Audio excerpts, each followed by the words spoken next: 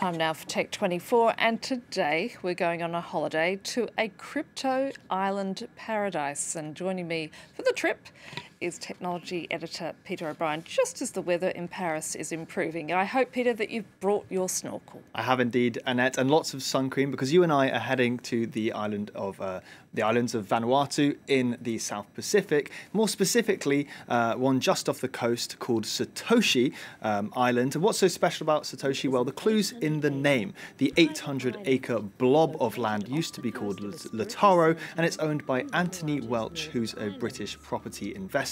And The Guardian reports that he's been living there for the last 12 years with his partner. Now, he's renamed the island after Satoshi Nakamoto, which is the pseudonym of the inventor of Bitcoin. So I'm sure you can see where I'm going with this. He's teamed up with a bunch of crypto enthusiasts, and they're trying to flog plots of land on the island to other crypto enthusiasts to create what they're calling the first blockchain-based democracy and the first crypto capital of the world.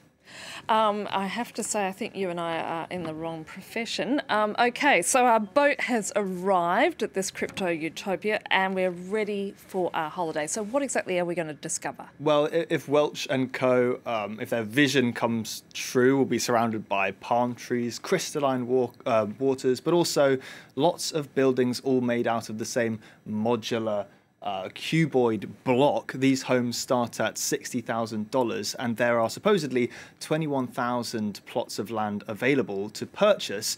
Of course, they're sold with accompanying NFTs, and as is Satoshi Island citizenship, which these sun-seeking blockchain buddies will all need to live there. Though, in the first of many caveats, jurisdiction over the island remains in the hands of Vanuatu. So it appears you'll also need Vanuatu citizenship to live there, which costs $150,000. While the Satoshi Island team says their plan is supported by the government, perhaps they mean that Vanuatu is simply happy to have people live on that island if it means more customers. As a reminder, the IMF says selling citizenship equates to almost half of Vanuatu's revenue.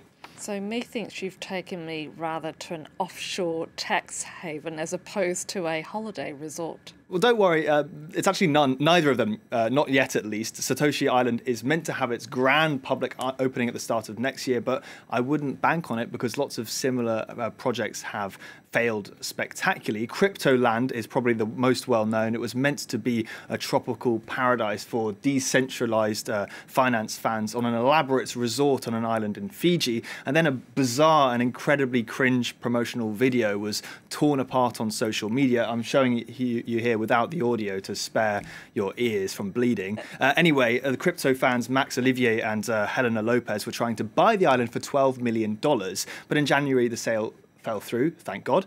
Another shipwreck, literally this time, was the good ship Satoshi, yes, also named after the inventor of Bitcoin. She was a large cruise ship bought for a bargain basement price during the pandemic by a group of so-called seasteaders. The plan was to moor it off Panama and surround it with floating platforms to create a kind of crypto utopian community, of course, all in the shape of a giant bee standing for Bitcoin. So it sounds like our perfect trip didn't quite work out. No, the cruise ship crossed the Atlantic and the Panama authorities were happy to have it moor there, but already having made this expensive journey and sold leases to several of the cabins, the organisers came up against a very simple problem. Nobody would insure the ship, so they had to sell it. So this another crypto libertarian dream sort of thwarted by the global system. Now, the American Chad Elvatovsky, who was one of the men behind the project, is still focused on building sort of homes above the waves. In 2018, him and his girlfriend lived in a makeshift box 12 nautical miles off the coast of Thailand. You can see it here. They lived there for 2 months. But Thailand declared it a threat to its sovereignty, and faced with either life in prison or the death sentence, Elvatovsky and his girlfriend wisely fled the country, and the first ever seastead was dismantled. Not to be defeated, though, he's posted on Reddit a couple of weeks ago saying that his newest generation of floating seapods will be hitting the waters this summer. What is it about the world of crypto and these incredibly bizarre ideas, Peter? Yeah, well, obviously there are many people who dismiss them as scams. I think there is genuinely a sort of libertarian, utopian idea behind a lot of them. But the problem is when you try to the more you try to escape our currencies, institutions, and taxes, well, the more out there your ideas have to be, and the less likely they are to succeed. Besides, crypto regulation is on the way, especially here in the EU. So if crypto is at the moment in any way a sort of safe haven for libertarians, or has to be said criminals as well, it may cease to be so soon.